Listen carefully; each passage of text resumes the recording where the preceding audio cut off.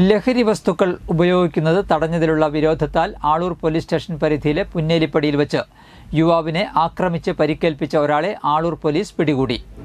ആളൂർ വെള്ളാഞ്ചിറ സ്വദേശി ഇല്ലത്തുപറമ്പിൽ വീട്ടിൽ 18 വയസ്സുള്ള മുഹമ്മദ് ഷഹീൻ ആണ് പോലീസ് പിടിയിലായത്.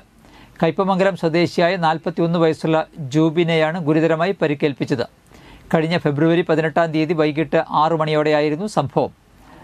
ജുബിൻ ജീവനക്കാരനായുള്ള പുന്നേലിപ്പടിയിലുള്ള കാറ്ററിംഗ് യൂണിറ്റിലേക്ക് 5 പേർ അതിക്രമിച്ച് കടന്ന് ജുബിനെ ഇരുമ്പുവടി കൊണ്ട് അടിച്ച് ഗുരുതരമായി പരിക്കേൽപ്പിക്കുകയായിരുന്നു.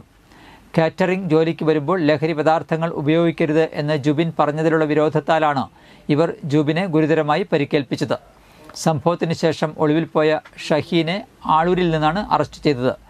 Aloor police inspector Bineesh KM, sub inspector Radhakrishnan, special branch sub inspector Babu TR, civil police ഓഫീസർമാരായ അനീഷ്, ആഷിഖ് എന്നിവരുടെ നേതൃത്വത്തിലാണ് പിടികൂടിയത്.